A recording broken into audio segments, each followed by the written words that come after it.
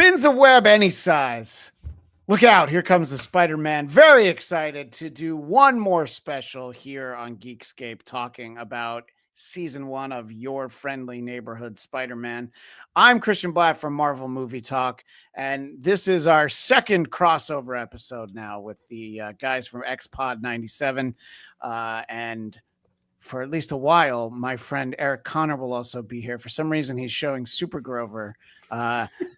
We don't have time to talk. We don't have time to talk about the real superheroes, Eric. Oh wait, hold on. Are we just showing items? I could show my 3D printed He-Man sword. I'm just saying. Well, then I'm going to use my Captain America Sam Wilson from a Happy Meal. He's just going to fly by. Mega Ran, you got any toys you want to show off? I'm fresh out of toys. I have my wife's the guy that has an entire background. Yeah. I am fresh out of toys. By the way, my friend Tom Kelly jumping into the chat. He's here for Super Grover, so we appreciate it. Nice. I'm always here. I'm here for Super Grover. Yeah. Well, I'm just the regular Grover. Eric's Super Grover, but Mega Ran and Marcos, you guys do X-Pod 97. You guys have been covering Your Friendly Neighborhood Spider-Man, just like we have over at Marvel Movie Talk here on Geekscape, and thought it was a perfect opportunity for us to catch up again. Let me start with you guys. We'll go clockwise, starting with Mega Ran. The thoughts on like heading into the season. What were your expectations for yet another? I believe this is the 10th animated Spider-Man series we've got. Yeah, I was maybe hoping for something different initially. I was like, oh man, maybe we'll get a 2099, or everybody talked about a Spider-Man 98 or things like that. And so to see them go this route was a pleasant surprise. I really enjoyed the art style. I thought like instantly grabbed me. I wasn't sure where it was going to place in the timeline and stuff, but I was excited about it. I'm a Spider-Man fiend. Like I absolutely will pretty much consume anything Spider-Man. So I wasn't too worried about whether or not I would actually watch it. But yeah, I was excited. But I would say it wasn't even the show. It was the comments of the Spider-Man actor that if anything kind of got me a little worried. We talked about that a little bit. I don't know if you caught that, where he was just like, man, like, I thought this show was going to be super woke, but like, it's not, man. Like, it's cool. And I was just like, well, that was a weird way of it's a really weird thing to say. I agree, and we did talk about it. I was actually made aware of these comments because Geekscape founder Jonathan London brought it to my attention. I think it's a fairly strange thing to say because I don't see it as a negative, but I would say for what he's talking about, it shouldn't be a negative connotation, but it is a woke interpretation of Spider-Man. And I don't mean that in a negative way at all. It's also like, let's mix it up a little bit. You know what I mean? Like you've seen the story so many times. Like, why not mix it up? So I was happy to see. And I think we mentioned it too, like episode to episode, I don't know where this story is going to go. You know what I mean? And I think that's really an interesting thing where you're like, you think, and you're like, oh, well, maybe this is going to happen, but you don't know for sure. You know what I mean? Like, who could have predicted like Scorpion being like the biggest big bad, like the toughest of all of Spidey's enemies and things like that. So I got a good amount of surprises from it. So I enjoyed that. Yeah. And Hudson Thames or Hudson Thames, depending on which side of the pond you pronounce his name. He's the one who said that. And I did, he said that ahead of the release of the show. And I mean, I watched the, what did we got? We got 3 episodes of the first release. And I was like, okay, well, I see what he's talking about, but I don't know why he was worried because the show's great. But what did you think heading into the show, Marcos? Well, I thought that coming off the heels of X-Men 97, I thought that they couldn't, follow it up with something that was trash. And, I'm a self-proclaimed Spider-Man guy. I love him. He's, probably the most popular, overused, underused in certain aspects superhero in the entire world. So the fact that they gave us a friendly neighborhood Spider-Man and they tweaked it a little bit, I was down for it. Going back to what the lead voice actor said, I was like, oh man, Like, could have this turned into like a whirlwind, like, given the political climate and everything that we were in, that led to this person being dismissed, and then consequently basically cut this show at the knees. But good content seems to prevail here, and then all those echoes died away slowly but surely, and then we got, as me and Rand talked on the pod, we got a refreshing show. Yeah, it's not a Spider-Man 2099, it's not Spider-Man 97 or 98, which I think is still going to come at a certain point, but it might be a limited run, or it might be mixing together with X-Men 97. I did like this. I did like the fact that they're digging deeper into the toy chest, pulling out different characters and doing different interpretations, and kind of giving us, although it's a Spider-Man show, it was very much a two-road dissection of characters here. You have Peter, who's always been the good guy, and then we have the transformation of Tombstone, where necessarily you flesh out his character and make him probably what me and Rand were our favorite character of the show outside of Spider-Man, at least for me. It gave us a new take. Now, you expected any Osborn, as soon as you heard the name Norman Osborn, you knew at a certain point the other shoe was going to drop. And I like how they kind of went down this road, but didn't do it completely. Like, we saw the glider, but we didn't see no mask. Right. We saw the bombs.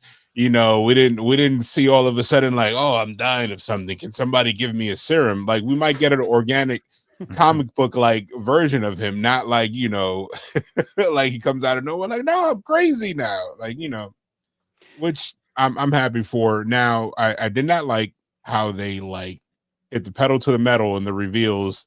It's like they almost ran out of show. It's like, wait a minute. Oh, we got 5 minutes. Let's just throw everything in there. Yeah, I think a lot of shows will do that, sort of throw everything against the wall, hoping something sticks at the end of season one, because especially an animated show, you have to go into production so far in advance. You really want there to be a season two. So it's like, let's not just give people 1 or 2 reasons why they want to tune in. Let's give them like 8 reasons that they might want to tune in. And I think that, if the voice actor, Hudson Thames, had been properly media coached, he would have said, look, it's a really modern interpretation. I hope people are ready for it. I think that's probably what he should have said. But, boy, he got a lot more coverage by saying what he did. So it's almost like, oh, maybe that was intentional. Eric, go ahead. Sorry. Yeah, like when you say the word woke, it's either very positive or it could be very negative. There's no middle ground there. It's like depends on who covers it and who says it. It's like, oh, you should have said something else, sir. I always use the example that people throw woke around in a negative way, and they talk about it in ways that it's like you're really not thinking. The example I always use is people will post, man, when did Star Trek get so woke? I'm like, oh, I don't know, in 1966, in the first 5 minutes in the of pilot. the show. Yeah. Pilot. Like, where have you been? The pilot that never aired, even in that, I think. Yeah, right. So, Eric, I wanted to let you kind of chime in. Obviously, we talked about it every week on Marvel Movie Talk, but just sort of your thoughts heading into the season and what you thought of what we actually ended up getting with your friendly neighborhood Spider-Man. Well, and I think the title is the thing it gave us. And you're right, they didn't reinvent Spider-Man with this one. And so part of it, when I saw the initial ads, I'm like, okay, well, where's this going to exist? It seems very similar to the Tom Holland Spider-Man stories. And yet it's not Tom Holland, but he sounds a little like Tom Holland. Yeah. But then it's like, okay, it's Tom Holland without Tom Holland's publicist. Because clearly this guy doesn't know when to turn off the mic, go out and get a sandwich and calm down. I mean, and I also don't think he read the script. Maybe he only read his lines, because this is a really wonderfully diverse, reflective cast. And it's not just like voice acting. It's like the whole tone of it. It's very New York. I mean, I think that's one of the things I really appreciate about this as a fellow Met sufferer. And though I was not born in the great Empire State, I'm one. No, but when generation you're born in Delaware, you like to pretend you were born anywhere else. Oh yeah, Anywhere no, else. no one's actually born in Delaware. It's Uh, I impossible. want to add that it is very New York, but not in the bacon, egg, and cheese bacon, like the TNT Yeah. did. It's like, no, it's just New York, not how everybody sees New York. This Not New is York. just- Yeah, no, it's a real New York. It's and Yeah. very much the energy of Queens, but also the energy of high school. I thought they did that pretty well too, without overdoing it. And I just you brought up, I mean, the acting in this was great, and Lonnie is such a cool character that even though he's only like really showing the Tombstone side towards the end, but it gets there. And this is one of the things we talked about on Marvel Movie Talk, a Christian Blatt production, was that Thank you. we basically they made us wait. And you're right, they crammed a lot in that last episode, maybe, but the truth is, it wasn't a quick turn, and it wasn't just Norm reaching for the serum whenever he got a boo-boo on his knee. In essence, this was earned. The character transformations and arcs, they didn't feel cheap. And the acting top to bottom is great. And it's even the idea of this lead actor, complaining about something, which for one thing, the show is woke, and I don't use that word negatively at all. It is. It's different. It's diverse. Dr. Connor, though, has a name similar to my own last name. True. Doesn't have to look like me. And she's cool. And by the way, not just in the casting, but the character work. She's she's actually a real innocent in the first season. She doesn't seem like she's in on any nefarious plans. And I thought, well, that's a cool angle to take with him. And I know in the comics, Dr. Connors isn't always, a mustache twirling villain. But I think beyond just ethnicity, skin color, they really went in with, well, who are these characters? How do we make them interesting? And if you can get Coleman Domingo, you get Coleman Domingo. You take him, you say thank you, and you give him the role because he's fantastic. So, no, I was really enjoyed the show. It's right up there with X-Men 97 for me, and hopefully these writers are writing some of the other future Marvel projects. Yeah, the thing that surprised us on our show, our regular contributor David Brody, who he said that he enjoyed this more than X-Men 97. And look, I think that they're both great shows, but we're all like, wow, okay, that's very strong. But he also, heading into it, hadn't watched a lot of the animation, and I think just when you see that first trailer and you see the style, it's like, oh, this is great because we're going to get to see Peter with the big round glasses, and when you first get to meet the Steve Ditko version of Peter Parker, in the comics, and it's not Tobey Maguire, who's the veritable 16 going on 30, so I love that we're able to kind of embrace that style.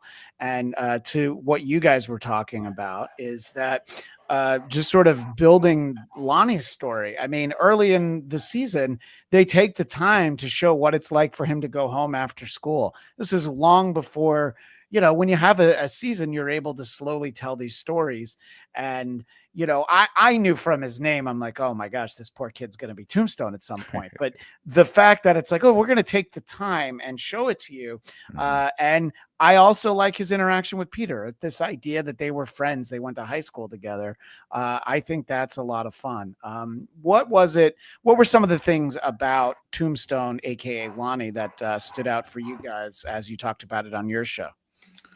Man, I just love that he was a very down to earth guy who just, he had a goal which was, family first. He wanted to do what he could do to get his family out of the situation they were in. And he was, and I've seen situations like that where you're like the hope of the family or the community. You know what I mean? Like, that's the guy that's going to go somewhere. So tell the bullies, leave him alone. You guys, stay out of his way. This guy's going to do something with his life, and that he gets kind of sucked in to the life. And, and even then, as he's getting dragged down this road, he leaves school and things like that. And we talked about the moment where Peter's studying with his girlfriend while they're going through something. He could have came in there and just flipped out, like, what are you doing in here with my girlfriend? And just turned. But he was so understanding of that moment, like, we got more important things to do. And then Peter, double backing and getting outside so we could talk to him and really have a conversation with him. And I just, they just made him just like almost the perfect character where you see that arc, and like you said, the moment you see his name, Lonnie Lincoln, you know it's going to happen. But to get us there in a way where we can still feel something is great writing. You know, we know exactly where he's going, but we can still be emotionally moved by his and speaking of emotionally moved, Yeah, big celebrity walk on. This is like the old Tonight Show, and all of a this sudden, guy. Bob Hope is filming elsewhere on the lot, and he just comes in for a few minutes. Ladies and gentlemen, please welcome Jonathan London, The filmmaker Runnin'. and host What's of the up? Geekscape podcast. Yeah, a few minutes. No, I'm here to stay. No, I'm kidding. I'm not going to Norman Osborn this show. I think I texted you, Christian, and you, Megaran, like at the same time, and multiple people. I said, this is the Lonnie Lincoln show. Like the Parker Luck that is everybody says in those Peter Parker stories is like, oh, he can't get out from under the Parker Luck. They gave that to Lonnie. He had the furthest to fall and he could not get away from it. And he's still trying to do good, trying to protect his brother, this and that. Maybe spoilers, that isn't the truth at the end, where really he just wants a bit of protection and a different way to a better life. But man, do we see the Parker Luck become the Lincoln Luck on this character, and he was one of the many highlights of the season. But for me, the biggest one, and props to Eugene Bird, our guy, former Geekscape guest and friend of Geekscape, for doing an amazing job on the voice of Lonnie Lincoln. I mean, this is my favorite version of the Lonnie Lincoln character in all of Spider-Man lore, in the same way that the PlayStation Spider-Man might be the best version of Doc Ock for me. It's kind of crazy how great these characters are so dynamic. They get different, jams done on them, and they push and pull these characters. They try different things on these characters, and they end up just showing how much stronger they can be. The Vulture, Michael Keaton's Vulture, is the best version of that Vulture. Yeah, of the Vulture character. Like, what are we going to see next? What's the best Max Dillon? Sorry, Jamie Foxx. What's the best Max Dillon we're going to get? Like the Ditko Lee stuff was so strong. You can do so much with it. It's awesome. You don't That's all I know wanna Jimmy say. Fox an apology. Amazing Spider-Man 2 owes him an apology, but you do not. Sorry, Pell Giamatti Rhino. But when I saw Craven, that Rhino that was on, I'm kidding.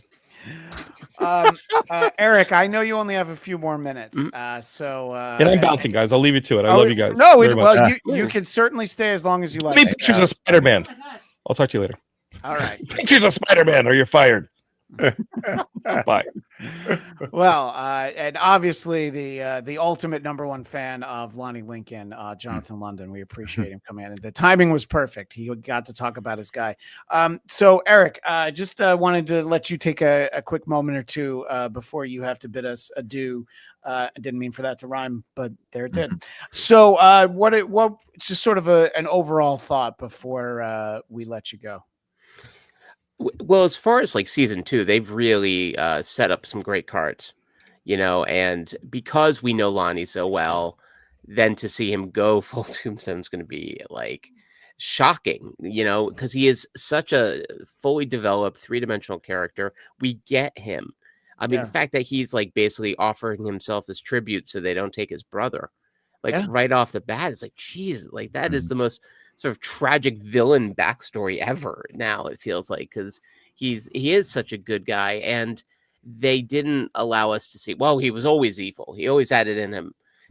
You just didn't see it. It's like, no, we saw this is like a legit guy, very human. And that part, by the way, most heartbreaking moment, him putting down his Letterman jacket. Yeah. And it's like when Christian walked away from the football team, they were never the same at his high school. Yeah. Well, They had to get their own water. The mob wanted me to fix games, and I couldn't do it.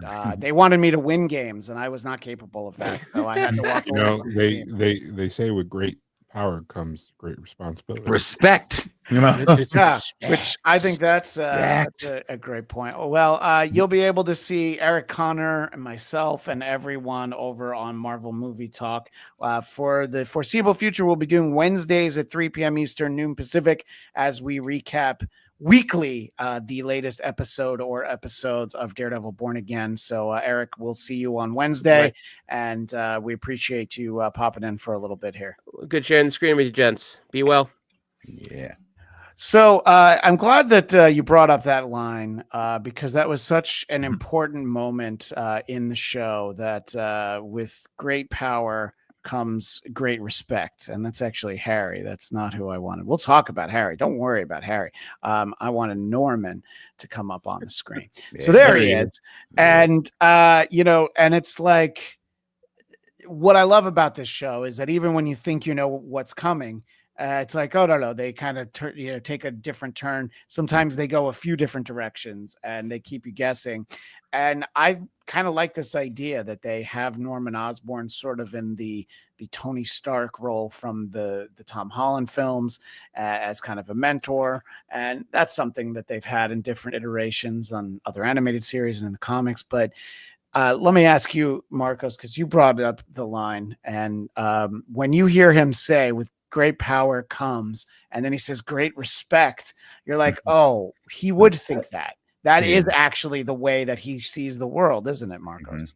Yeah, it definitely is. But also, one thing that I like that this show did was he wasn't a straight up evil character. He wasn't as greedy as he was in the other depictions that we have on him on the big screen and everything. I think he was more a guy that, built his empire and then along the way developed like this list of like, oh, I'm gonna come back to this and this person pissed me off, so I'm gonna do everything to come back and give him my receipts later on.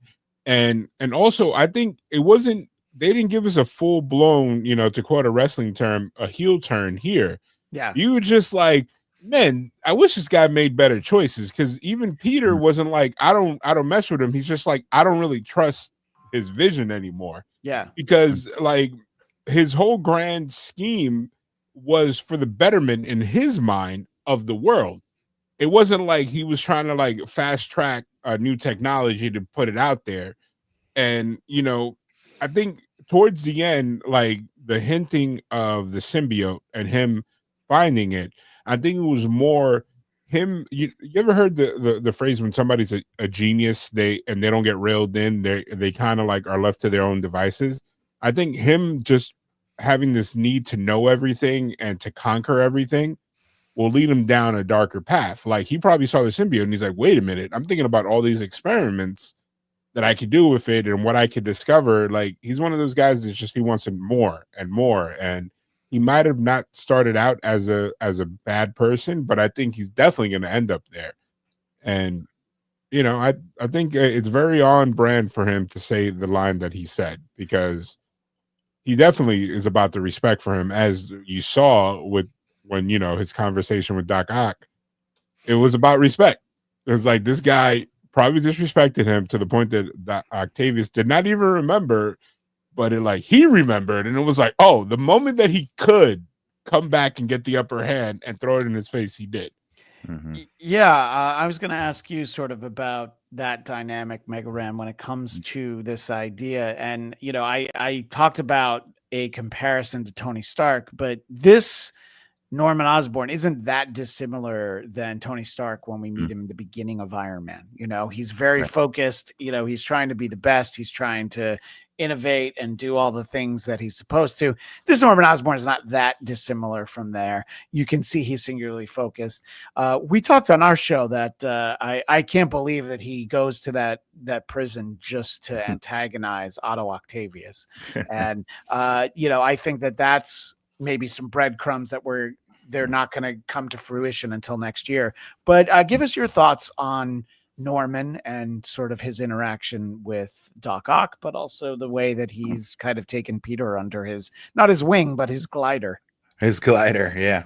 I thought, first of all, we can't say enough about Coleman Domingo and the amazing job he did. Give him all the roles, put him in the movies. I don't care. Do what you gotta do.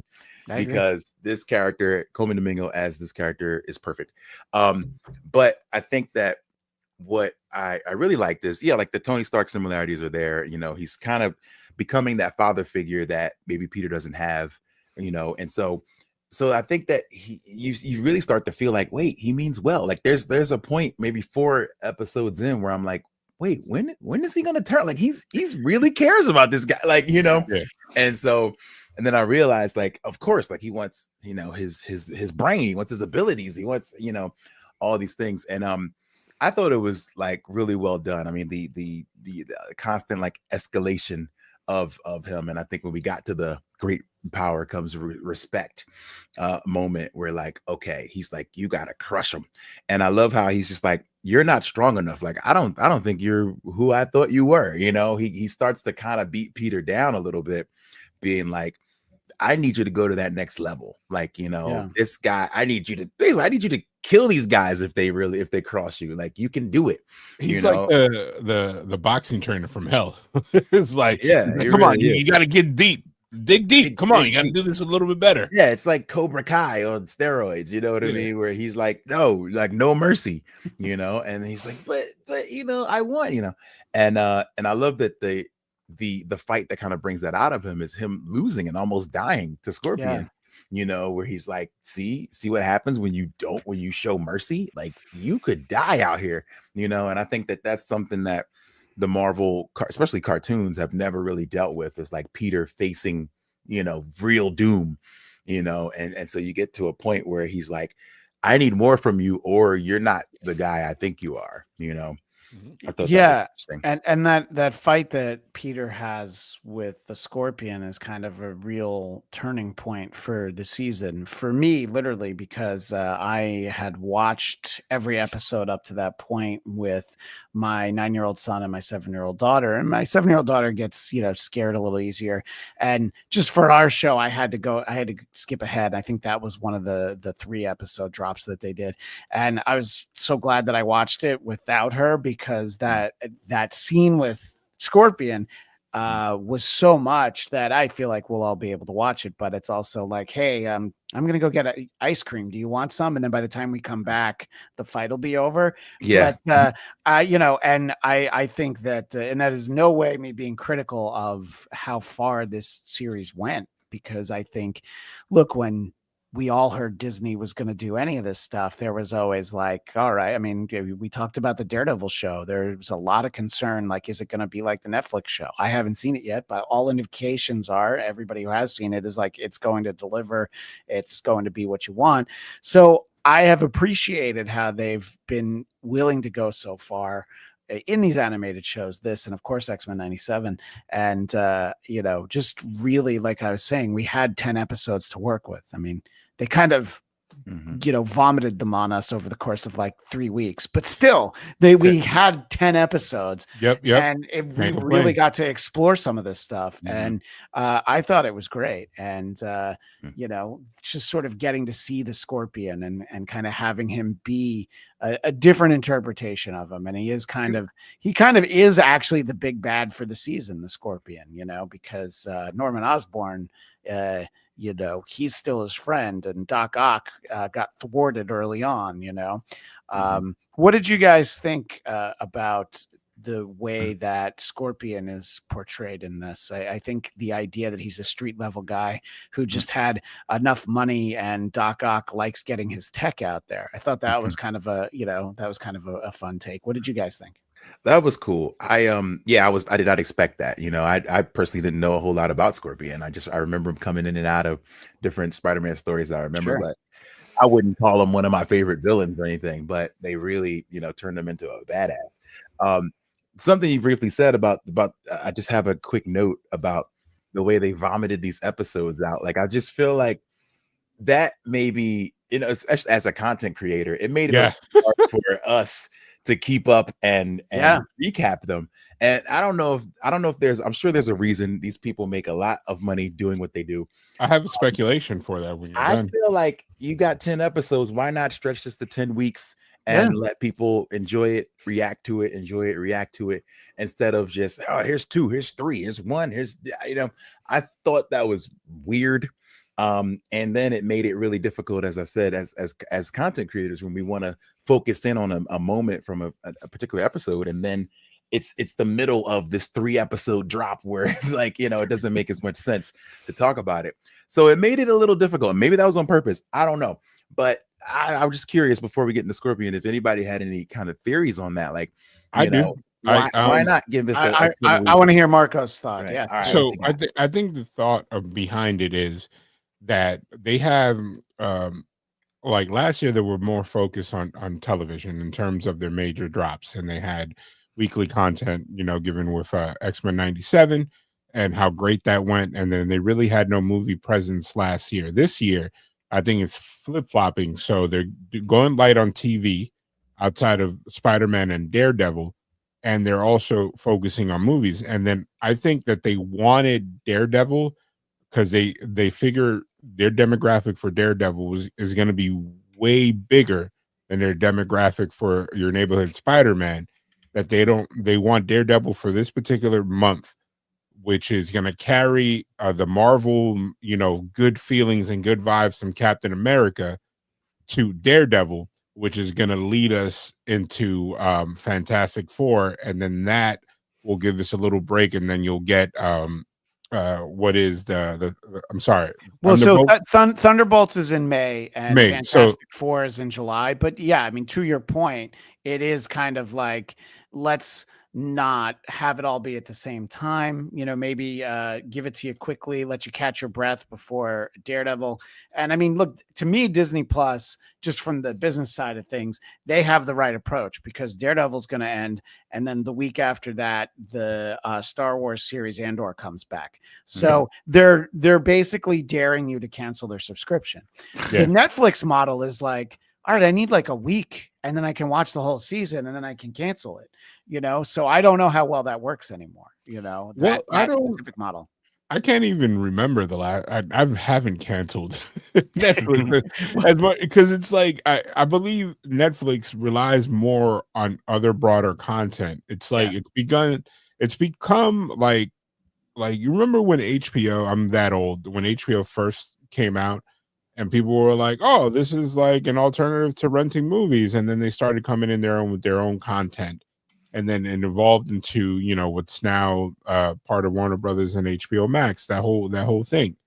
I think Netflix has evolved to a point that you could sit there, if you are just a regular consumer, you could sit there and watch TV without changing the platform. You could watch daytime TV. You could watch your TV shows. You could switch to anime. You could switch to live sports, to first run movies that they drop exclusive, and now they're dipping into the pool of getting, like, I know they have first dibs on the direct to streaming Marvel movies, like they're getting a couple premieres in a couple weeks, like they just did Venom, and they're gonna get the oh my god, I can't forget him. You just mentioned him earlier. Was it Craven? They're going to get Craven in 2 weeks. That's something that they've been doing consistently. They're like, it's like Redbox. You remember when Redbox used to have exclusivity to the DVD rights to certain movies before they get to a video store, before you could buy them? They're circumventing a lot of things. I think Disney is very smart. They understand that their audience is periodic. So they drop a tentpole show every season to keep, like you said, the subscription. But if you're not a person that wants that content, you're going to leave regardless. Like, let's say Daredevil is the reason they get a surge. Those people are not going to they're not going to stay for the, Andor season 2, because it's going to be a lot of mixing of the audience, but it's also very opposite the audience. You know what I mean? So, well, they're basically counting on me, who like Marvel and Star Wars, and if they keep alternating, it'll be all right. But yeah, I know, to that point, it's a curious release schedule to do.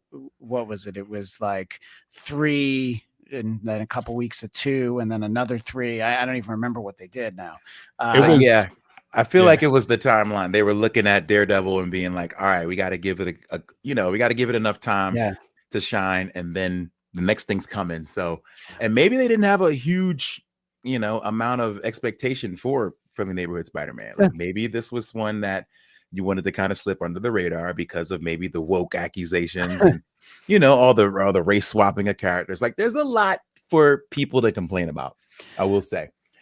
So, and not that it's all, none of it's warranted, but it's stuff that people will complain about. So, and it's So the you want to second sneak show it that they in. have there. Yeah, you just want to sneak it in, like, here it is. If you like it, go get it. But Well, we keep talking about Daredevil, so let's reference the fact Oh, that yeah. it was fun that this show not only had Daredevil, we were able to incorporate a few characters, and sometimes that was harder to do under the old model, before Disney bought Fox. But we not only saw Daredevil, we also got to see Doctor Strange, and we even saw Iron Man kind of playing an important role, where Doc Ock thinks he's going to get away. And like, I think Iron Man's the perfect person to show up. He's like, all right, I'm not going to beat Iron Man, so I guess I have to surrender. Yeah. Instead of having like a long drawn out chase scene, Doc Ock's smart enough to know. What did you guys think? I'll ask you first, Marcus. What did you think about, getting to, play in the sandbox, as we like to say, just getting to have visitors, other characters that we already know and love? I think honestly, as fans of comic book content, we're eating good, so to speak. Like we're getting our buffet. We're sitting at a, what is it, Country Time buffet or whatever. Like you just sit in there. It's like, oh, I want a little bit of this, a little bit of that, and then they're giving to us in moderation. Like I felt that Doctor Strange was very well suited for what the show needed, and they didn't have to go into a backstory. He's very up front. Like I like the little taste that they gave us of Iron Man, because you don't want him stepping on Norman Osborn's toes. Yeah. It was kind of, he came in, I believe the voice actor barely said something, and it was like, all right, pose for the camera and I'm out of here. But I do love the crossover that they did with Daredevil, which means we're gonna finally get the Daredevil Spider-Man storylines at some point that we always like dreamed of. I don't think we're ever going to get that. Maybe in a big screen movie, but I don't think we're going to get those limited edition comics or those runs that they did when I was young in the 80s and 90s and stuff like that. But I like that the version of Daredevil that we got was kind of like cool, show me what you could do, kid. And it was like he wasn't threatened at all. It's like Spider-Man's like, oh, I got him, and he's like, no, you don't. Like, yeah, no, I love that. He's like, I it's obvious to him that he's a kid, so I'm gonna go easy on him, but I do have to knock him out so he stops trying to get in my way. Yeah. They had I thought that was a great scene. I thought it was a cool fight. It was really fun. And and as a fan of Daredevil and Spider-Man, like I love the crossover for sure. So it wasn't just an Easter egg. It wasn't like, oh, I saw that guy in the background. Oh, I saw Murdoch at Law somewhere. It was like, no, let's get Daredevil in here. So I appreciate that. Yeah, no, I think it was great to get to see them, and obviously all that was fun, and the variations we got on the villains throughout the course of the season. I do want to circle back, and we were talking about Norman a lot and sort of the father figure role that he plays, but it's so apparent that he's not particularly proud or impressed by his son Harry, which that's very much the dynamic we had in the Sam Raimi films, was that Harry could never do enough to please his father, but he was still going to try. I found this iteration of Harry to be really interesting. He's sort of the rich kid that of course he would be, but he's also very media savvy because he's an influencer. This is unlike any Harry that I ever saw before. And I'm not talking about physically, just sort of the character. I thought this was really kind of interesting. And, he and Peter kind of really hitting it off right away. And what did you guys think of Harry? And I'm going to bring in a quick comment from the chat because perhaps Harry will be a version of Agent Venom before we get Venom. Look, they're doing something with that symbiote. And I think Norman Osborn immediately put it in a little vial. And we'll find out all about that in season 2. But to circle back on Harry, what did you guys think of, him being such an important part of this season? I like the fact that he seemed to be like maybe a couple months or like a year older than Peter. Sure. And he looked like he had more like adult real world experience and for being thrust in the spotlight as an influencer, as probably the richest man's son, at least in that area of the show. And kind of like I like that they got it right where he's like a kid stuck in a bubble, It's Yeah. like he's in a weird space where he can't get too close to people because he doesn't know what their actual intentions are, and he doesn't have a lot of the people that he can get close to are really so self-absorbed that it's kind of like Peter's the first outlet to a real life and kind of leads him into Nico's path, which is kind of like just Peter being in his life has already given him two friends when he started out with maybe his dad as a friend. And like going back to what you were saying that Norman Osborn is not really impressed with him. I just think that the theme behind this Norman Osborn is that once he explores everything that he wants to explore, he's done with it. Like Yeah. we know we got some breadcrumbs that although Petey was the new toy, the new hotness that he was obsessed with, he already saw flaws with him. And when he was meeting with the military, he was like, listen, I got the DNA we're working on. And so Peter's essentially his beta testing. He wants to improve because he wants, like we were saying earlier, he's not strong enough, not fast enough, not decisive, like doesn't have that killer instinct. He wants a predator, like somebody, and that's where I think the symbiote is going to go to, that they're going to try to mix Peter's DNA with the symbiote and kind of inject some poor idiot or soldier or somebody, and he's gonna try to make the perfect weapon. And I think at that point, or season 2, I think we're gonna see Norman kind of fall back, like, oh, okay, Mr. Osborn is too busy for you, instead of like Norman in this entire season was like moving around his schedule and kind of like oh, it's about Peter. And then if you saw towards the end of the season, when he saved Peter from Scorpion, it was the fact that he got preoccupied with something else that Peter got that beat down. Like if he was paying attention, if he was focused, if this was like a couple days earlier when he was locked in as the man in the chair, he would have gotten Peter out of there immediately. He would have like been like, oh, something's wrong, I gotta get him out. But the fact that he's like, I already got what I need from him, and then it was kind of like, if you think about it, it would have been a win-win situation. And I didn't think the show was going to go that dark. But if, let's say, Peter would have fell into a coma, let's say he wasn't Spider-Man, from a pure scientist standpoint, you just need his body and his DNA. You don't need him. Yeah. So he would have been able to, like, oh, we have an entire body that we could dissect. Perfect. Yeah.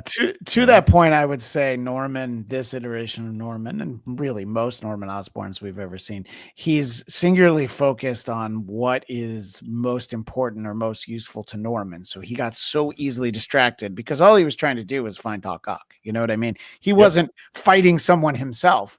He was just like, I really need to find this guy so that I can stick it to him.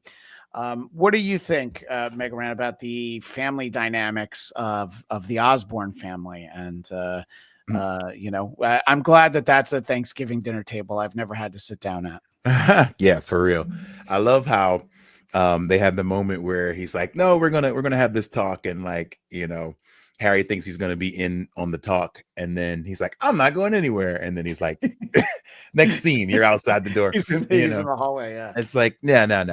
Like it's typical, I think, rich dad, rich kid dynamic that we've seen in so many different things and shows, and so I see it, and I think that because of that, I think that will be what kind of powers Harry through the next season. It's like wanting to kind of prove dad wrong, wanting to show him that he can belong, show him that his ideas work.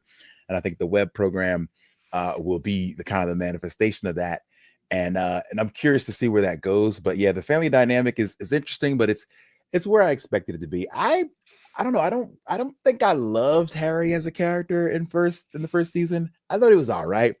You know, but being like the rich kid, he was good. It was all right. He was better than the Sam Raimi version, because at a certain point, like I really didn't like him.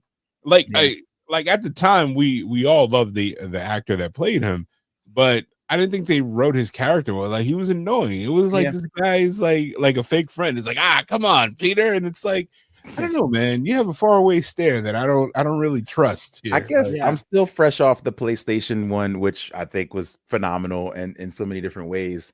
And off the Spider-Man 2 game, like where where they're besties. And I kept thinking, and just kind of getting my mind out of that universe, being like, so how are these two going to become best friends? That's all I kept thinking throughout the show. And I was like, they have nothing in common. Like, there's no way this is going to work out. You know what I mean? And slowly they get closer. And the hangout with Nico was a little weird and awkward. You know what I mean? Like, there's some moments where I was like, I don't know if this is working. But ultimately it came together. And I think Nico's a great character, who I think is going to come around, I think, in season 2. And probably, we mentioned that we think she's kind of going to fall for Harry at some point and kind of try to fight it.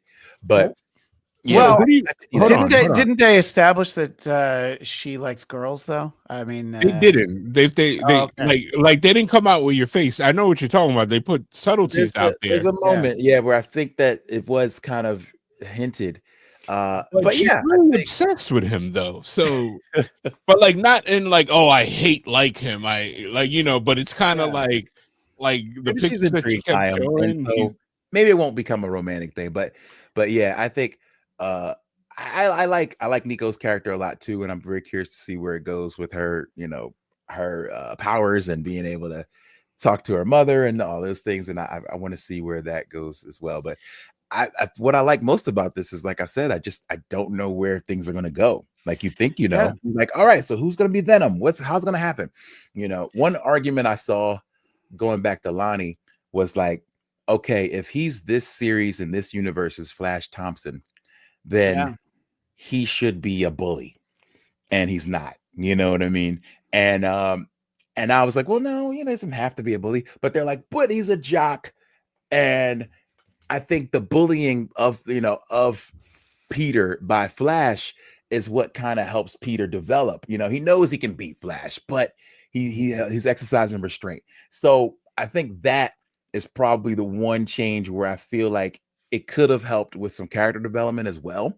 And I'm just curious what you guys think about that. Like, the jock kind of usually is a bit of a bully, a bit of a jerk. And he's like the jock who is also smart and also the nicest, sweetest guy. But we're also old enough to remember that the only reason we think like that is because the 80s. The 80s they were like, if you were smart, you're a doofus. Like, probably a direct quote. Like, somebody wrote it in the 80s rules, and it's like jocks. And then like the adverse of that is like people that were smart were like, we can write movies where jocks are assholes. And it's like bro, it's like to the point that if you had a Letterman jacket, like, people just instantly hated you. Yeah. That was usually the red flag in the movie. Like, oh, we're not supposed to like this guy. And I mean, I think that, that was sort of the really funny point of the recent 21 Jump Street movies, which was, Channing Tatum's like, oh, I was so cool in high school. And then he finds out that jocks aren't cool anymore. And nerds are cool now, which I could have used that high school. But I think that the character type of Flash Thompson, obviously it goes way before the 80s, because this is 1962. Stan Lee is putting this idea together, and of course it's like, well, the guy on the football team is going to be a bully. And look, in some cases you do get that character type for a reason, but I think it was nice to see that Lonnie liked Peter so much and he cares so much about his family. And I like that we kind of mixed it up a little bit, and it really wasn't he's not the Flash Thompson, because even the Flash Thompson in the Tom Holland movies, he's not really a bully. He's like a cyber bully. You know what I mean? Like, Peter doesn't really have to worry about that Flash Thompson stuffing him in his locker or anything, so it's an interesting dynamic. I wanted to circle back on Nico though, because there was a lot of excitement on the chat for our show as we went along through the season, that once she had the medallion and we could see some references to her power, because this is the character, Nico is the same Nico from the Runaways, which even if people only know it from the Hulu show, it's it's still the same character. So it's kind of exciting that they decided, like, Peter could have a lot of people be his friend, but what if it's Nico? And it's like, well, I've never seen anything like that. And that's what we're talking about in the beginning, about just the things that you don't expect, the surprises, and who characters are. So, I think that, her arc this season was pretty great. It's like, oh, I can't believe you keep secrets from me. And then by the end of the season, she's like, yeah, of course, I have a huge secret that I still haven't told him. So It's a comic book. It's like Yeah. that's how it is. It's like, how Yeah. dare you do the thing that I've been doing to you for the longest time. But hold on, I just want to say before I forget to get this out, Amadeus Cho. This is probably one of the best iterations of him. And like he's so on brand, even at the end when he just deleted the email, like, I'm good. Like, yeah, like this is what I wanted. Like, I get what I want. Like if anything, he's the bully like character because he's a guy that's like, oh, I'm gonna work really hard because I'm better than everybody, and then I'm gonna get what I want. It's like, no, why would I want to do something benevolent? I'm just gonna I want this. This is what I want, and then when I don't want this, I'm gonna move on to something else. It's like it was great. Well, you know, it was the bully, man. The one of the scientist dude was like, man, he was so hard on Peter. oh And- yeah. Katie on our show loves it. The voice actor there's comedian Paul F. Tompkins, so she's like, oh, this is such Okay. a perfect part for him. Yeah, that's the real bully. That's the big that's bad the of bully, show. man. Oh gosh, he hated Peter's guts. Like this is nothing he could do, right? Yeah. Yeah, no, that's true. That is it's kind of like, you know, Amadeus Cho's like a little bit of a bully, but it's really, you know, just more of a smartass. But yeah, that doctor is the actual Oh yeah, he bully. was such You a talking jerk. about Dr. Whitman, right? Yeah, I He's a- couldn't remember his name. Yes, yeah, exactly. Bentley Whitman. He's an interesting character, but I think that comes off because this guy probably like if they ever do an episode, they show him outside. He probably is like he has you know, I'm sorry to say this term, he has a battle axe wife. Like, you know, he has no control at home. Probably make everybody in that room probably made more than him or is more value than him. And so he's like, I'm gonna use whatever little power I have. It's like the guy that's like a shift supervisor at a Target. It's like, I really have no power, but when I come in here, I'm gonna be like, hey, you're 4 minutes late and blah blah blah, and you're gonna work the trucks or something. Like, you know, it's it's like Clearly he's unhappy. Like, Yeah. seriously, because he's just like so ornery. Yeah, Like, I'm like, he's- dude, this he's guy's a dick. he's the middle manager at Burger King who's like, if you got time to lean, you got time to clean, you know, just micromanaging everything. And yeah, and I think he's a perfect example too of just so many interesting characters that we get throughout the season. It was an interesting choice that Aunt May was mostly kind of in the background, really. You know, I mean, she kind of comes in and out, but we didn't really do as much with her. But that leads me to, I want to make sure we talk about some of the snippets we got, some of the teases we got for season 2, and the biggest one that we actually forgot to talk about when we talked about the finale on our show was the revelation that she was meeting with Peter's dad, Richard Parker, in prison. And I think that's, you know, that is definitely a really fun one, you know, for something for us to all think about, you know, kind of in the future. And fun little Easter egg fact, the voice of Richard Parker is Josh Keaton, who was Peter in the spectacular Spider-Man animated series. So always fun when you get to, you know, that the Easter eggs are in there.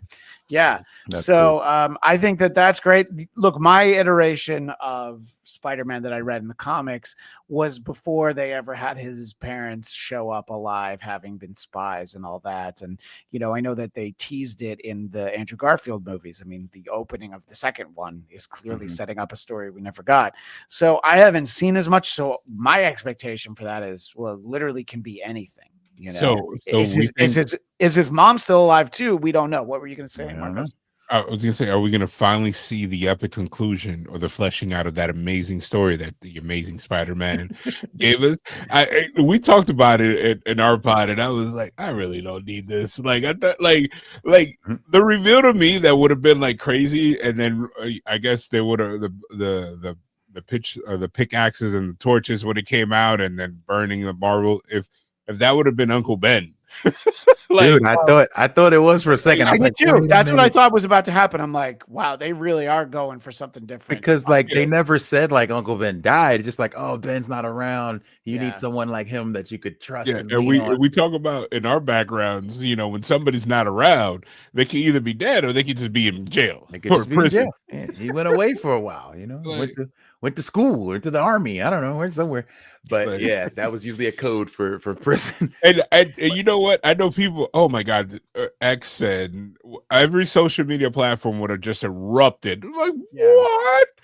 But I would have Well, gone for it because I'm an I think- anarchist. I would have think- liked it. I would have been like, he's in there, and then it would have been something stupid like he robbed the liquor store. That I would have been like, yes. I mean, yeah, I'd have been all for it. Like, I think this, they're able to take some liberties. Like, this is clearly a timeline that is not like consequential to the MCU or anything Yeah. like that. So why not have fun with it?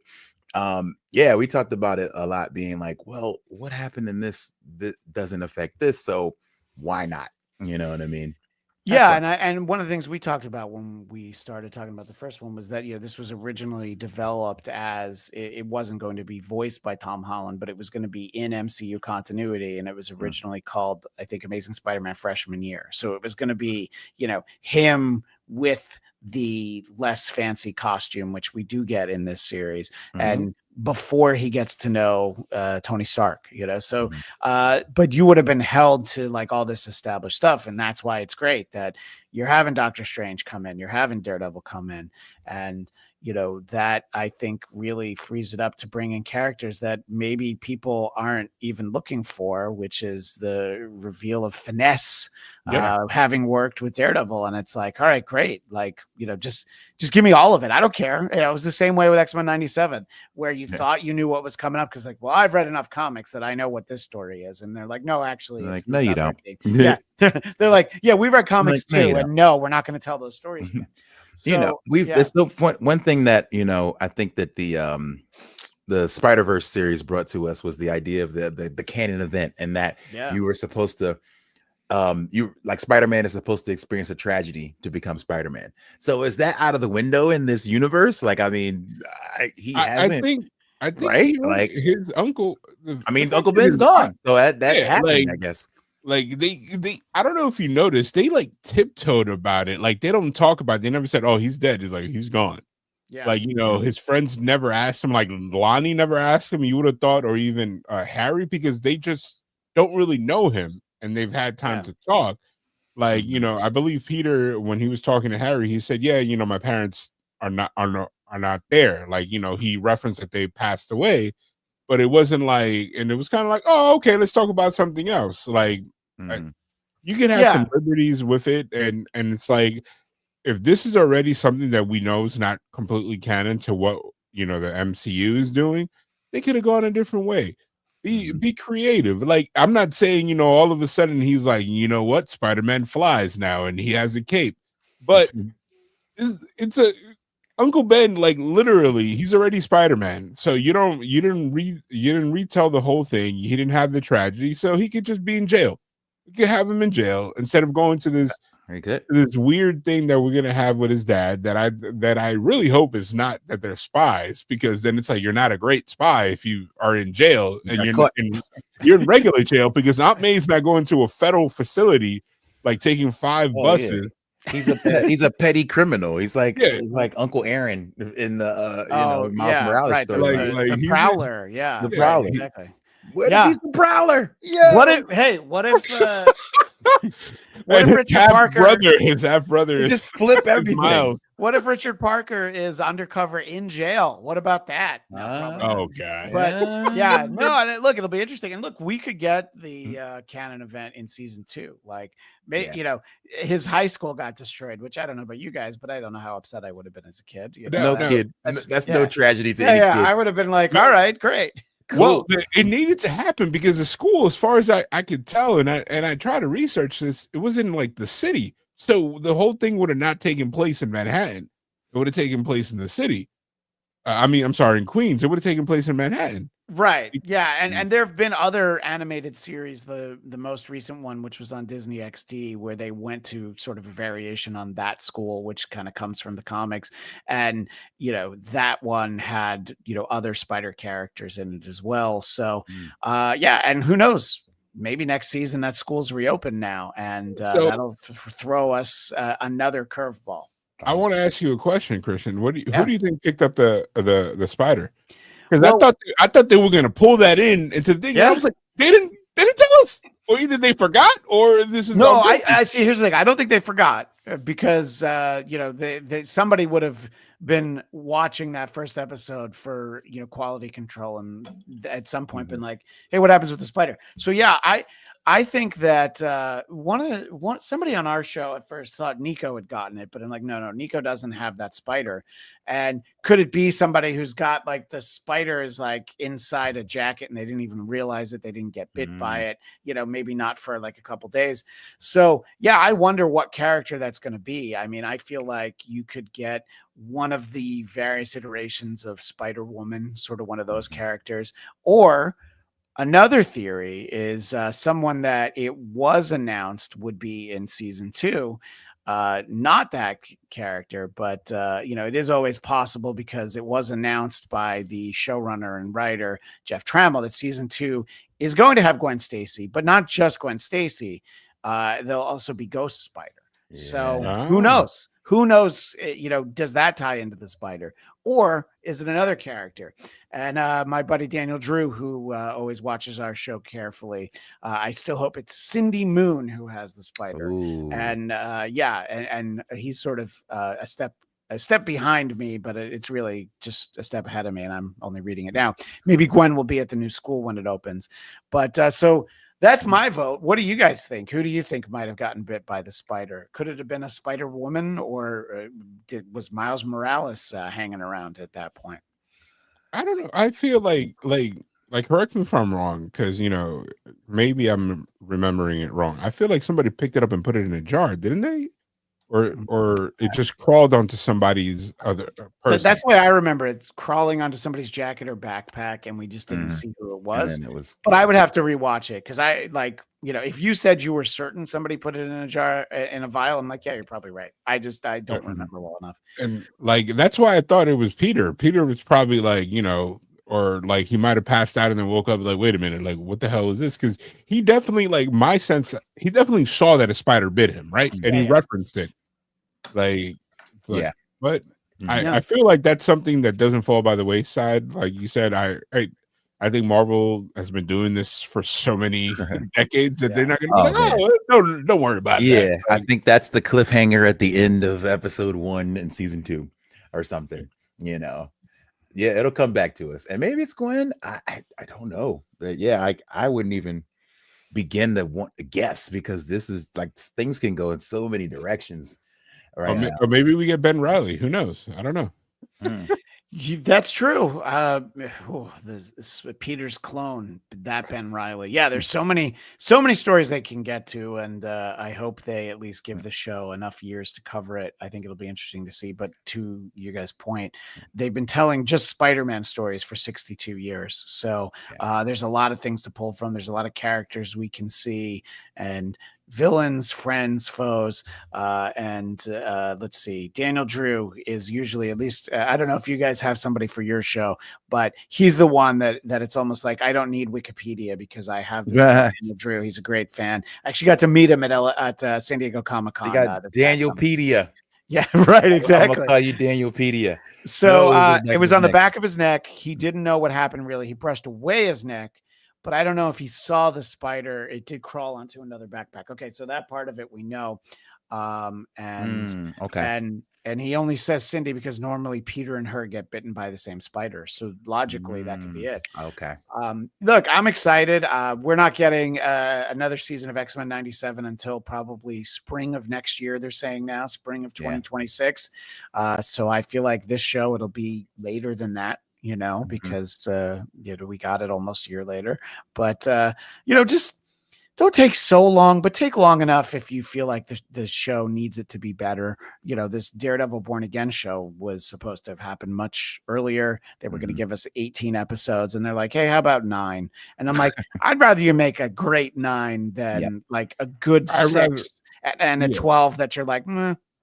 I rather like this, them taking their time, because then you don't end up with Echo, which Like even them, the fact that they were like, take it all. It's Yeah, like that was an interesting thing because like no takebacks. the Echo character is fascinating. I thought that Yeah. the Oh, yeah. actress that they cast to play her was great. It was such a great. great choice.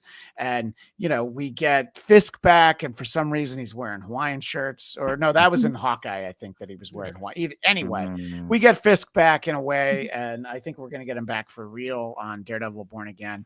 But yeah, take it. When I hear like, hey, that movie that was supposed to come out, they're doing some reshoots or they need more time for the effects. I'm like, well, good for them, because we've all seen movies that were like, well, you have to come out in time for the release date, and let's just hope that when we get these shows again, they're going to be just as entertaining as they were in these first seasons. I want to thank you guys for taking the time to talk about this stuff again. It's always great to do these Of crossovers. course. So what's next for you guys on your show now that we haven't had X-Men 97 in a while and your Friendly Neighborhood Spider-Man? What are you guys going to focus on in the near future? I don't know. I mean, Daredevil sounds good, but it's TBD. Like the wonderful man that's now over me here. Pause. Meg Red is going on tour, so his time is going to be very limited for the next couple months, and who knows, we might drop a episode here and there, when we have time. And it's like, it's good. We both have different projects, and sometimes we need a little break. Go check him out on tour. I have another podcast, a movie therapy with Sarat and Chris. But I am very locked in on the Daredevil show, and I'm gonna check it out, and hopefully check my inbox, and we'll have good news on that show today, I believe. On the Daredevil show. Okay. Yeah. Yeah, I'm definitely gonna be watching it. But yeah, I don't have as much time to commit to podcasting as I would like right now. So I think it is a good time for me to take a break. We will be back though. The X Pod will return. Every once in a while we'll pop up. I think what we're gonna do is seek out some folks to maybe do some interviews with. We can find some cast members that want to chat. A few of them have expressed some interest now that we're in a bit of an off-season lull. Yeah, you guys had a few cast members from X-Men 97, right? Yep. We did. So we want to pursue the rest of those. We got a few maybes right now in the email and the inbox that we got to follow up on. So hopefully we'll get some interviews going so we can. We have Big E for this, who played an amazing bulldozer. We had him on and right early on in the season, and we might maybe do a follow up if we can. I don't know, or maybe next season, because we caught him at a weird space that he couldn't really tell us a lot, but we knew, but we couldn't really record too much at that point. Yeah. He hadn't even seen the episode when we actually chatted. So yeah, like they Disney keeps it on their lock. Yeah, well, that's why they're Disney. That's why they're Disney. So I look forward to more that. So yes, there will be more podcasting. For now, though, catch me on tour. I will be all over the place, all over the US. Tour dates at megaran.com/shows. Definitely catch Marcos on his many podcast adventures, explorations. Well, I might pop in, with Christian, Yeah, I was literally the next thing out of my mouth is like, I'm gonna check in with you during the Daredevil season. They're doing a 2-episode premiere, which as I mentioned, we'll be covering Wednesday at 3 p.m. Eastern, noon Pacific. So technically it comes out Tuesday night, but so the first full day will give people a few hours to watch it, but not too much time. So you might have to stay up late and watch it. But I think that they premiere at 9 Eastern, 6 Pacific on Tuesday night. So you can check us out over there, and I will absolutely reach out. And yes, our friend Kemi Egan didn't realize there was a show. I'll have to listen later. We weren't going to do this show live, and then it turned out we did do this show live. So yeah, that's why you got to subscribe, Kemi Egan. Like, subscribe. And there's so much great content on Geekscape that it's always worth subscribing. And the network goes live, they post a ton of videos, so check it out. Final thought from the chat from Danielpedia: the showrunner of Spider-Man the animated series says he's waiting for the call to get a revival. I hope he gets his wish. We all want it. Look, you could revisit that in a Spider-Verse kind of way with this show, but you could also do it independently of this show. That would be a fun Spider-Verse project where you get the Spideys from all the different animated series and have them interact, kind of like we got in No Way Home where we had the 3 live action. But Yep. yeah, that's just me. Anyway, you can find me on social media at Christian DMZ, my personal podcast, The Blackcast, BLADTCAST. That's all the time we have for now. Thanks again for being here, and thanks to everybody in the chat. We'll see you next time. And excuse me, if only that came a minute later. But and as I said, the next Marvel Movie Talk Wednesday, 3 p.m. Eastern, noon Pacific. But until then, as the great Stan Lee would say, Excelsior.